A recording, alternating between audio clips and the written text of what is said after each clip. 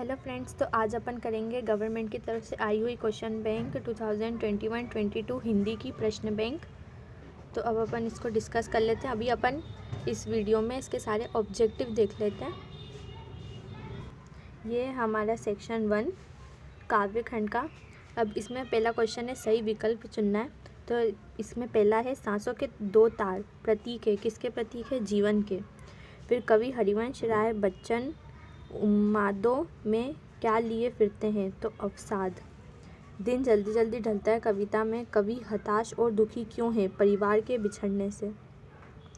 शीघ्र अपने बच्चे के पास पहुंचने की इच्छा चिड़िया की किस क्रिया से प्रकट होती है? तो जल्दी तेज उड़ने से। दिए गए शब्दों के जोड़े में विरोधाभास मूलक जोड़ी नहीं है। जो विरोधाभास की मूलक जोड़ी नहीं है तो क्या हो जाएगा? ये रति में राग, रति में रंग। फिर हमारा 6 है पाठ्य पुस्तक में संकलित गीत दिन जल्दी जल्दी ढलता है उद्धृत है किससे? एकांत संगीत की निशा निमंत्रण सतरंगिणी मधुर और मधुरशाला। तो ये हमारी निशा निमंत्रण से उद्धृत है। उसके बाद निम्नलिखित में से विशेषता कुंवर नारायण की कविताओं में नहीं पाई जाती। तो इनमें से कौन सी कविता है जो कुंवर नारायण ने नहीं लिखी है? तो ये है अखबारी सतहीपन। फिर उसके बाद है कवि कुंवर नारायण से शरारती बच्चे के समान खेल रही है। तो इसमें क्या थी हमारी बात? वो बच्चों के समान खेल रही है। उसके बाद है अब मुस्कुराएंगे हम पंक्ति में हम कौन है? तो वो है दूरदर्शन। कैमरे में बंद अपाहिज में करुणा के मुखौटों में छुपी कविता कौन सी है? क्रूरता। करुणा के मुखौटों में छुपी क्रूरता की एक कहानी है। फिर उषा का जादू टूटने का कारण है सूर्योदय। संपूर्ण समाज को गरीबी ने घेर रखा है रावण के रूप में। लक्ष्मण मूर्छ और राम का विलाप में किस भाषा का प्रयोग किया गया है? तो अवधी भाषा का। फिर तावाजू कायम है किसमें? फितरत का तावाजुन कायम है। फिराक गोरखपुरी चमक की बात कर रहे हैं। तो फिराक गोरखपुरी एक शायर थे, तो वो शेरों की बात कर रहे हैं। फिर माँ अपने प्यारे बेटे को लिए खड़ी है कहाँ पर? घर के आंगन में। बगुलों के पंख कविता में आकाश में छाई है तो क्या? काले। यहाँ पे हमारे 17 MCQ कंप्लीट होते हैं। उसके बाद आता है सत्य असत्य। तो सत्य असत्य में हमारा पहला है दिन जल्दी जल्दी ढलता है कविता में दिन की पंथी सूर्य को माना है। तो ये सही है। उसके बाद थका हुआ पंथी रात की आशंका में भयभीत रहता है। ये भी सत्य है। फिर सीधी सी बात छंदों के चक्कर में फंस गई। तो जो सीधी सी बात थी वो भाषा के चक्कर में फंस गई। तो ये असत्य है। फिर कैमरे में बंद कविता में दूरदर्शन पर व्यंग्य किया है। तो ये सत्य है। उसके बाद उषा कविता के कवि सूर्यकांत त्रिपाठी निराला जी हैं। तो ये अपना असत्य है। तो उषा कविता के जो हमारे कवि थे वो कौन थे? शमशेर बहादुर सिंह।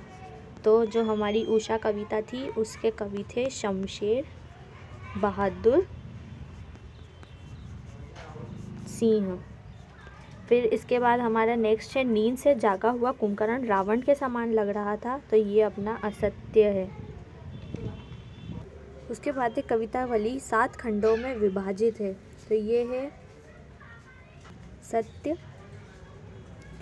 उसके बाद फिराक गोरखपुरी की रुबाइयाँ श्रृंगार रस पर आधारित है। ये हमारा असत्य। फिर गज़ल उर्दू साहित्य की महत्वपूर्ण विधा है। तो जो गज़ल है वो हमेशा उर्दू लैंग्वेज में ही होती है। तो ये हमारा सत्य है। छायावाद के प्रवक्ता जयशंकर प्रसाद हैं। तो ये भी हमारा सत्य है। साहित्य का रसायन सम्मान है। तो ये हमारा असत्य है। फिर बगुलों के पंख कवि के मन को चुराए जाते हैं। ये हमारा असत्य है। छायावाद में व्यक्ति भावना प्रबल है जबकि प्रगतिवाद में सामाजिक भावना थी। ये हमारा सत्य है। फिर प्रयोगवाद के प्रवर्तक शमशेर बहादुर सिंह हैं। तो ये जो है ये हमारा असत्य है। ये हो गए हमारे ट्रू फॉल्स, सत्य सत्य। उसके बाद अपन देख लेते हैं एक वाक्य में उत्तर। इसमें हमारा जो फर्स्ट है वो है आधुनिक युग की मीरा किसे कहा गया है। तो आधुनिक युग की जो मीरा है वो किसको, महादेवी वर्मा को कहा गया है। इसको अपन यहाँ पे लिख लेते हैं, महादेवी वर्मा। फिर उसके बाद सेकंड है सरोज स्मृति नामक रचना किस कवि ने की है। तो ये जो रचना है ये किसने की है, सूर्यकांत त्रिपाठी। सूर्यकांत त्रिपाठी। तो सरोज स्मृति नामक रचना सूर्यकांत त्रिपाठी ने की है। फिर उसके बाद प्रकृति का मानवीकरण किस वाद की प्रमुख विशेषता है। तो ये किसकी प्रमुख विशेषता है, छायावाद की। प्रकृति का मानवीकरण छायावाद की प्रमुख विशेषता है। फिर फोर्थ है खड़ी बोली का प्रतिष्ठित रूप किस युग में प्रकट हुआ है। तो ये किस युग में, द्विवेदी युग में खड़ी बोली का प्रतिष्ठित रूप प्रकट हुआ है। फिर हमारा फिफ्थ है खड़ी बोली का पहला महाकाव्य कौन सा है। तो पहला महाकाव्य है प्रिय प्रवास। फिर सिक्स्थ है सामान्य से सामान्य विषयों पर कविता लेखन किस युग की विशेषता है। तो ये किस युग की विशेषता थी, प्रयोगवाद। फिर हमारे सेवन्थ सांसों के दो तार किसके प्रतीक है। तो ये हमारा एक ऑब्जेक्टिव में भी आया था। तो सांसों के दो तार जीवन से प्रतीक है। फिर एट्थ है भाषा के साथ साथ बात कैसी होती गई। तो वो बात पेचीदी होती गई। फिर हमारा एट्थ वाला है सब घर एक कर देना क्या आशय है। तो ये हमारा मुहावरा है। तो इसका जो आशय है वो है भेदभाव नहीं रखना। फिर टेंथ है कैमरे में बंद अपाहिज कविता दूरदर्शन किस मनोवृत्ति की को दर्शाती है। तो ये हमारी संवेदनहीनता को दर्शाती है, संवेदनहीनता की मनोवृत्ति को दर्शाती है। फिर 11th है कवितावली के उत्तरकांड में कौन सा छंद है। तो कवितावली के उत्तरकांड में हमारा कवित्त छंद है। फिर उसके बाद हमारे 12th वाला है अपाहिज से दूरदर्शन कार्यक्रम संचालक किस प्रकार के प्रश्न पूछते थे। तो उस अपाहिज से किस प्रकार के प्रश्न पूछते जाते थे, अर्थहीन प्रश्न पूछे जाते थे जिनका कोई मतलब नहीं होता था। फिर हमारा 13 है उषा कविता में प्रातःकालीन नीला आकाश किसके जैसा दिखाई देता है। तो वो नीला आकाश शंख की तरह दिखाई देता है। फिर हमारा 14 है कवि उमा शंकर जोशी ने अपने खेत में कौन सा बीज बोया था। तो उन्होंने अपने खेत में शब्द रूपी बीज बोया था। फिर हमारा इसका लास्ट है वन वर्ड का रुबाइयाँ कविता में किसके लच्छे चमक रहे थे। तो उस कविता में राखी के लच्छे चमक रहे थे। ये हो गए हमारे 12 वन वर्ड। इसके बाद अब अपन देख लेते हैं रिक्त स्थान। तो रिक्त स्थान में हमारा पहला वाला रिक्त स्थान है कवि हरिवंश राय बच्चन को डैश संसार नहीं भाता। तो उन्हें कौन सा संसार नहीं भाता था, अपूर्ण संसार नहीं भाता था। फिर कैमरा एक साथ किस मतलब डैश और डैश को रोते हुए देखता है। तो एक तो वो अपाहिज को और एक दर्शकों को। तो कैमरा एक साथ अपाहिज और दर्शकों को रोता हुआ देखता है। फिर थर्ड वाला है संसार में पुनः सहोदर डैश नहीं मान मिलता। तो ये जो है ये हमारा लक्ष्मण मूर्छ वाले चैप्टर से लिया गया है। तो उसमें राम जी बोलते हैं कि जो सगा भाई है वो वापस नहीं मिलता। फिर फिफ्थ वाला है हिंदी का पहला महाकाव्य। तो हिंदी का जो पहला महाकाव्य था वो था हमारा पृथ्वीराज रासो। ये हमारा पहला महाकाव्य। फिर सिक्स्थ वाला है कविता का खिलना भला डैश क्या जाने। तो जो कविता का खिलना है वो क्या कौन जाने, फूल। कविता का खिलना भला फूल क्या जाने। फिर उसके बाद हमारा सेवन्थ है जोर ज़बरदस्ती से बात डैश मर गई। तो जो ज़बरदस्ती से बात की उससे क्या मर गई, चूड़ी मर गई। जो ज़बरदस्ती से की बात की चूड़ी मर गई। उसके बाद हमारा एट्थ वाला है प्रयोगवाद का प्रारंभ सन। कौन से सन से प्रयोगवाद का प्रारंभ हुआ था। तो 1946 से हमारा प्रयोगवाद का प्रारंभ हुआ। फिर नाइन्थ है हमारा शास्त्रीय भाषा यानी संस्कृत जो हमारी शास्त्रीय भाषा है, तो संस्कृत में सृजन क्षमता होने के बावजूद भी गोस्वामी तुलसीदास ने डैश व डैश को साहित्य रचना के माध्यम के रूप में चुना। तो किस किस को? अवधि और ब्रज को, इन दोनों को सृजन क्षमता होने के बावजूद गोस्वामी ने साहित्य रचना के माध्यम के रूप में चुना। फिर 10th है, तुलसी के अनुसार संसार के अच्छे बुरे समस्त लीला प्रपंचों का आधार है पेट की आग या जंगल की आग। तो पेट की आग, पेट की आग के लिए इंसान कुछ भी कर सकता है।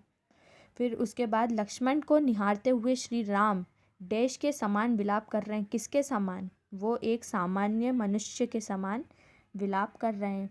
फिर आंगन में मचलते बच्चे का मन डैश पर ललचाए। किस पर? चांद पर। रात में पसरा सन्नाटा अपनी डैश अपनी व्यक्त कर रहा है, कल्पना और वेदना। तो जो वो रात है वो अपनी वेदना व्यक्त कर रहा है।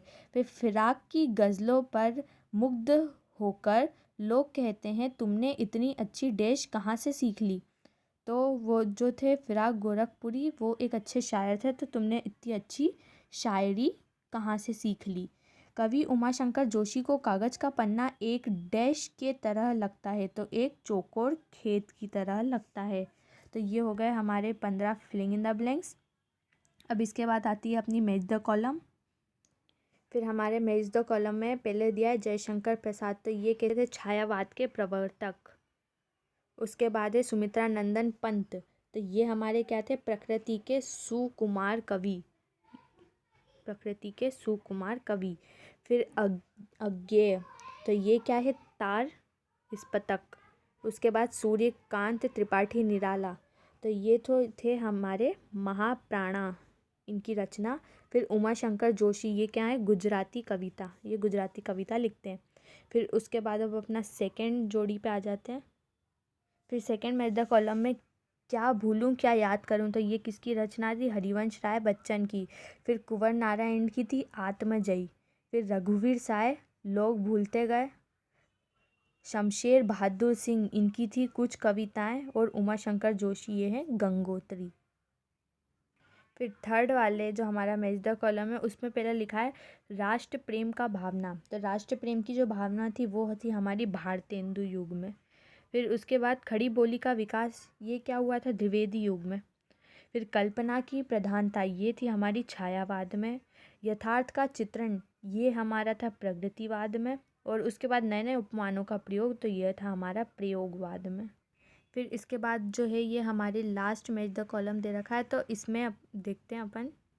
तो कागज़ का एक पन्ना क्या था? चौकोर खेत। कवि को उनको वो कैसा दिख रहा था? एक चौकोर खेत की जरा। फिर उसके बाद रुबाइयाँ, ये क्या है? हमारा एक छंद है। उसके बाद गज़ल हमारा शेर है। नए बीम एवं अपमान, तो ये हमारी कविता है उषा। और गीता जो है वो है हालावाद। तो ये हमने देख लिए सारे ऑब्जेक्टिव। इसके बाद अब सारे 2 मार्क्स के क्वेश्चन है, ये अपन अगली वीडियो में डिस्कस करेंगे। Thank you.